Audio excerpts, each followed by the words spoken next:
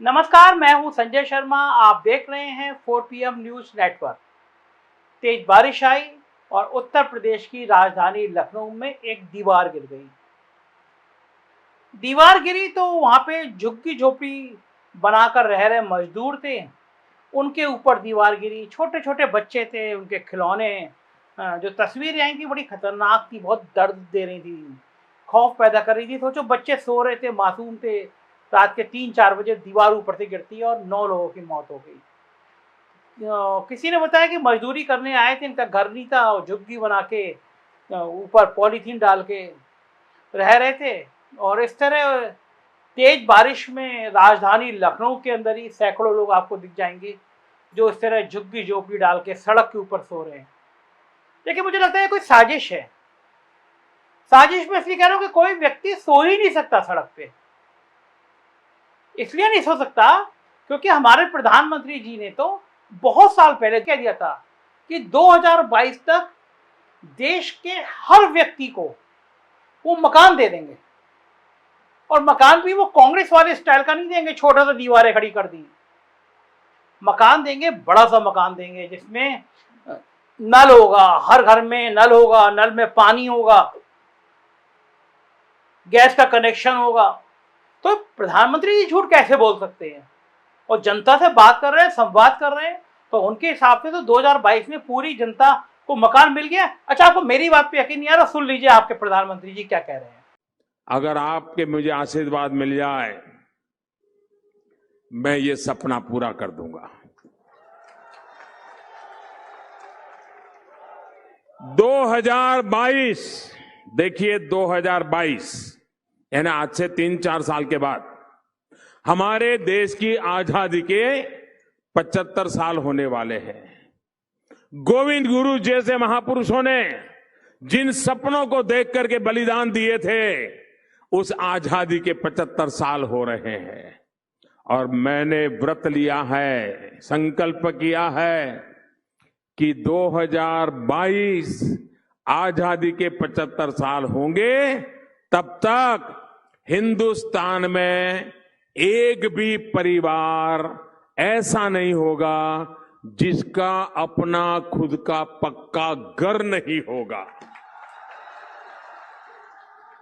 और कांग्रेस जैसा नहीं, घर यानी 4 दीवारें खड़ी कर दी।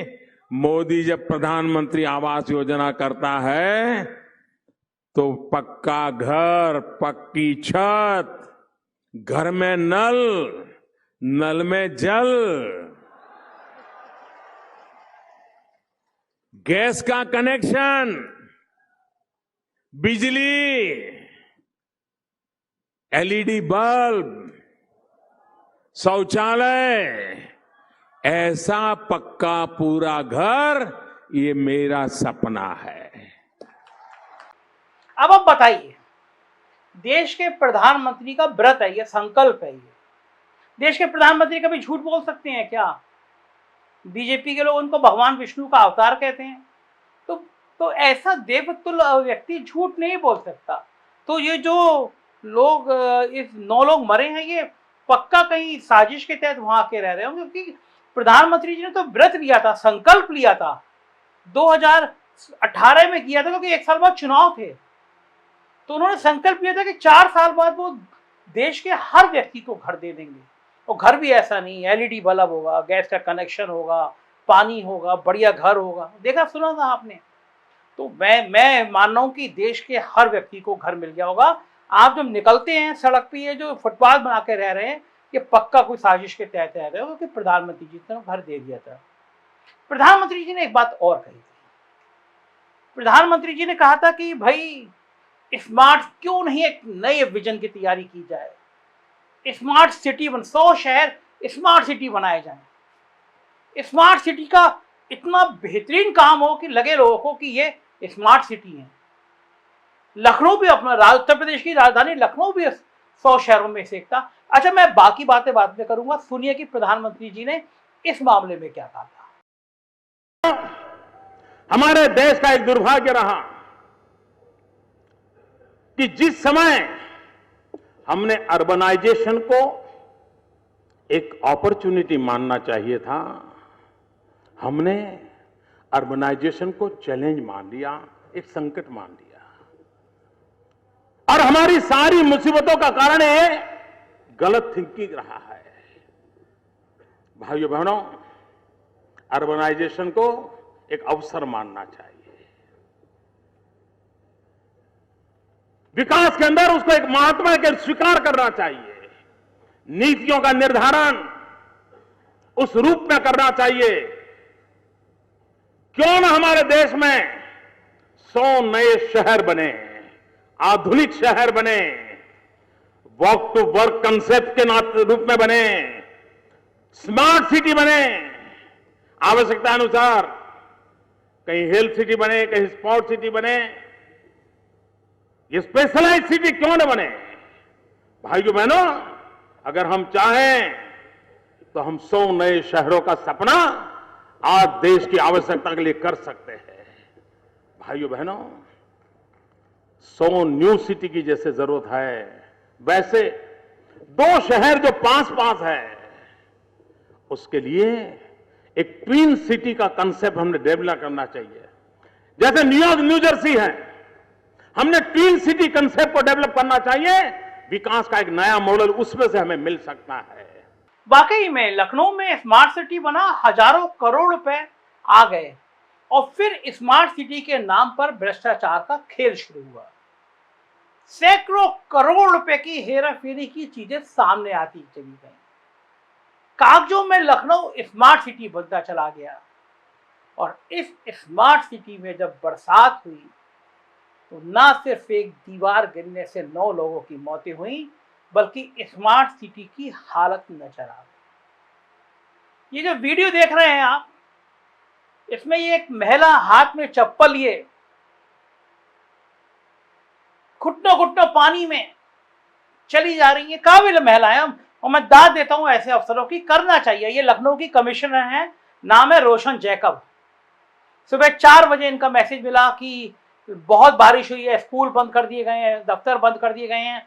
5:30 बजे फोटो आने शुरू हो गए कि कमिश्नर खुद पानी के अंदर उतर गई हैं। अच्छा है, मतलब मैं तारीफ करूंगा क्योंकि रोशन जैकब उत्तर प्रदेश की वो अफसरों में से शामिल हैं जिनकी प्रशंसा हर कोई करता है, उनके काम की, उनकी मेहनत की तारीफ करता है। लेकिन कमिश्नर को अब ये भी देखना चाहिए कि इस स्मार्ट सिटी में ये पानी कहां से भर गया।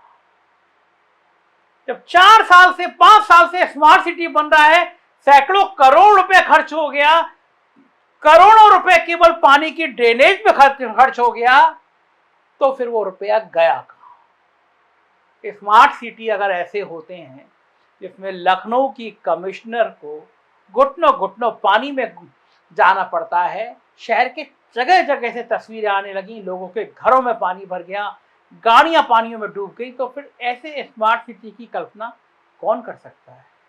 अब प्रधानमंत्री जी क्या करें, उन्होंने तो स्मार्ट सिटी बना दिया, कितनी अच्छी बातें करी थी। अब इन्हीं स्मार्ट सिटी को देश के बेहतरीन स्मार्ट सिटी का अवार्ड भी दिल्ली में मिल जाता है। कई बार अवार्ड मिला। लखनऊ स्मार्ट सिटी, उत्तर प्रदेश का लखनऊ स्मार्ट सिटी, दिल्ली में बड़ी बड़ी फोटो खिंच जाती हैं। ठेकेदारों की लिस्ट निकालेंगे तो गुजरात कनेक्शन भी सामने आ जाएगा और फिर कई जगह अडानी को भी ठेका दिए जाने की बात सामने आ जाएगी। स्मार्ट सिटी में अडानी भैया ने भी बहती गंगा में हाथ धो दिए। हमें कोई आपत्ति नहीं, आप देश के दूसरे सबसे बड़े उद्योगपति बन गए, आप दुनिया के दूसरे सबसे बड़े नंबर के उद्योगपति बन गए, गर्व की बात है, हमें अच्छा लगेगा आप नंबर 1 पे बन जाएं। लेकिन हमें चिंता इस बात की होगी कि देश की 80% आबादी को 2 वक्त की रोटी तो मिल जाए। देश की 80% को राशन देना पड़ रहा है क्योंकि खाने के पैसे नहीं हैं, और असमानता इतनी है कि सारे संसाधन 5% लोगों के हाथ में हैं। वो लगातार पूंजीपति होते जा रहे हैं, दुनिया के नंबर 2 की स्थिति में आ गए। लखनऊ का एयरपोर्ट हो या फिर बड़े बड़े बंदरगाह हो, सब कुछ अडानी भैया का होता जा रहा है। हम और आप कहाँ खड़े हैं?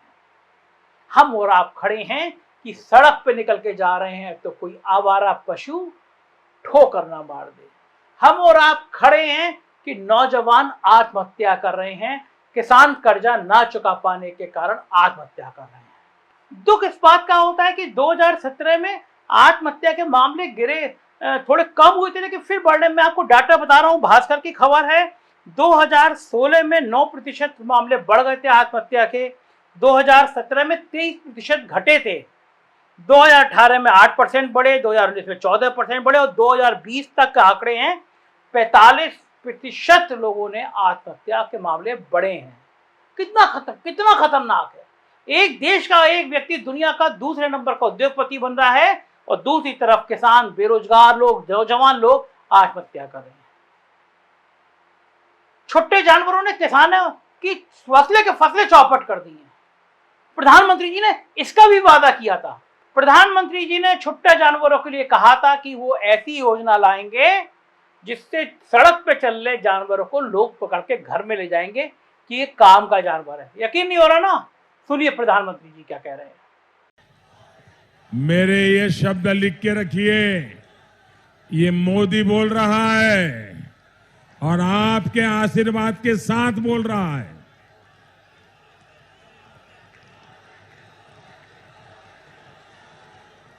भाइयों बहनों, जो पशु दूध नहीं देता है उसके गोबर से भी आय हो, ऐसी व्यवस्था मैं आपके सामने खड़ी कर दूंगा भाइयों।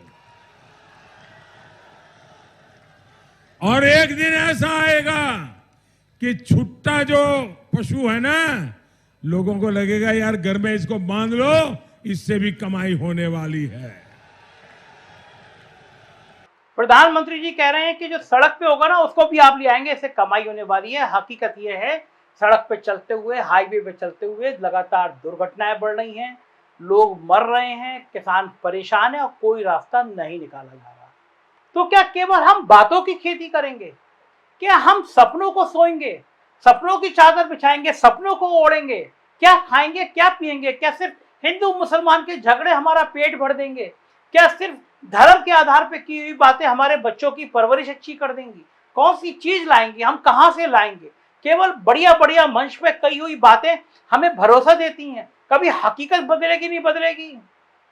कहना बड़ा मुश्किल है, क्योंकि हर बार एक नेता एक बड़ी बात कहता है और कभी वो दूसरी पार्टी को जब वो गिफ्ट देने की बात करती है, लोगों को, जनता को कुछ सहायता देने की बात करती है, तो कह देते हैं कि रेवड़ी बांटना गलत बात है। और खुद तमिलनाडु में और बाकी राज्यों में रेवड़ी बटती हुई हमें नजर आ जाती है। कहीं सोने की अंगूठी दी जाती है, कहीं कोई और कुछ दिया जाता है। ये हमारा लोकतंत्र है। मुझे नहीं पता आप कब जगेंगे और जगेंगे भी नहीं जगेंगे, लेकिन मेरी ड्यूटी है कि मैं आपको जगाता रहूं, ये काम करता रहूंगा। देखते रहिए 4PM news network. Uttar Pradesh की खबरें देखनी हो तो 4PM यूपी और बिहार की खबरें देखनी हो तो 4PM बिहार जरूर सब्सक्राइब करिएगा। शुक्रिया मुझे समय देने के लिए। Thank you.